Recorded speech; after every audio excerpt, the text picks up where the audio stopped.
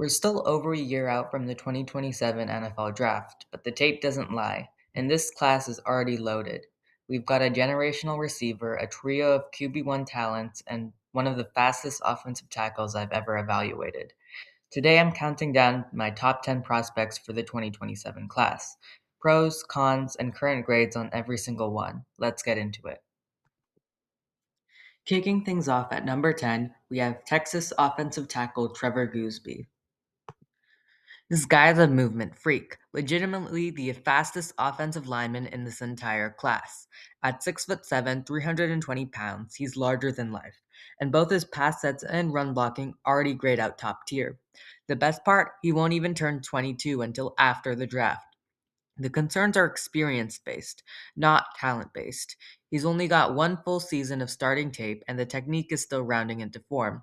But when you've got this much size and this much twitch in the same body, you live up with the rough edges. First round grade, and there's real top 5 upside if the technique catches up to the traits. At number 9, we have Georgia safety KJ Bolden. Bolden is a true chess piece on the back end, elite range, and he reads the quarterback as well as anybody in the country. He's also just as comfortable playing free safety as he is working out of the slot. He's a willing, consistent tackler against the run, too. Now, the safety position always comes with the question mark that has nothing to do with talent. Can a safety actually go top 10 in a QB and pass rush driven league? He's also a little light at 185 pounds, and the pulp production is modest, just 2 interceptions so far.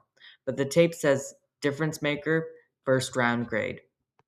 Number 8 on the list is cornerback Kelly Jones. Jones has rare length. 76 inches of wingspan is no joke. This lets him press and reroute receivers at the line before the route even starts. He's sticky in man coverage, and the production backs it up. 9 pass breakups and 2 picks. He's also a reliable tackler in run support. However, his overall tackle volume is modest, and that long frame can get a little stiff when he's up against quick, twitchy separators who can win with suddenness. Still a first round corner out of a program that usually doesn't produce them. That's a real evaluation. At number 7, we have the second Texas Longhorn on this list, edge rusher Colin Simmons. Simmons bends the corner with an elite first step, legitimately one of the most explosive players in the country, and he's surprisingly stout against the run for a player of his size. The motor never turns off. But that's the real question. At 6'3", 235 pounds, NFL tackles with length are going to test him early. He's got some discipline issues to clean up. He drew 9 penalties in 2025, and his run defense and tackling are both still works in progress. Pure pass rush juice at number 7, but there's projection required there. At number 6 is our first quarterback on the board, Miami's Darian Mensah. Mensah is a rhythm and timing based passer with real accuracy at every level. He also processes the field as well as anyone in this class. Great pocket presence, a knack for extending plays when things break down, and I'll say it, he might throw the best deep ball in this entire draft. The knocks are subtle. His arm strength is average by NFL standards, and he's got a lean frame at 6'3", 205 pounds. He'll need to build that up. But accuracy and processing translate at the next level. First round quarterback, in my eyes. At number 5, we have our second quarterback, Oregon's Dante Moore. Moore's calling card is composure. He stays calm in the pocket when things get chaotic. He's an accurate thrower, and his football IQ shows up on tape play after play. He can beat you with his legs too, when he wants to. However, durability is a real conversation. He'll likely need to add 5 to 10 pounds to hold up to an NFL season, and his mechanics can get a little loose once pressure shows up in his face. He's still calm, smart, and accurate, which warrants a first round grade. At number 4, we have our third quarterback in a row, Texas quarterback Arch Manning. Manning is a rare athlete for the position, punishing defenses with his legs. He had 8 rushing touchdowns last season alone.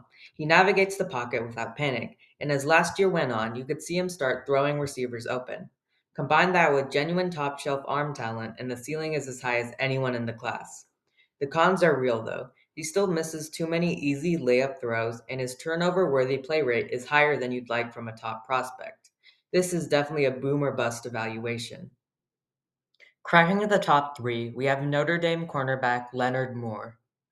Moore is a true lockdown corner, elite man coverage, instinctive in zone, and the production is outstanding. 5 interceptions and 7 pass breakups. He plays bigger than his listed size, which lets him win the contested catch point more often than he should. In press coverage, he mirrors routes about as well as anyone in the country. Tackling is the one blemish. 7 missed tackles on tape, and he can be a little inconsistent in run support. But shutdown corners who make plays on the ball are rare. Top 10 grade.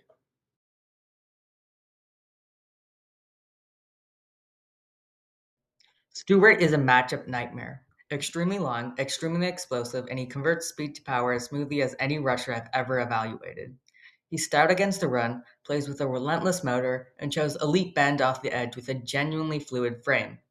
The only thing that's holding him back is an injury, which limited his production in 2025, and his technique can still get inconsistent snap to snap. But the traits are truly special. Top 10 grade, and honestly, this could be one of the freakiest athletes in a long time when all is said and done. And at number one, this isn't really a debate, we have Ohio State wide receiver Jeremiah Smith.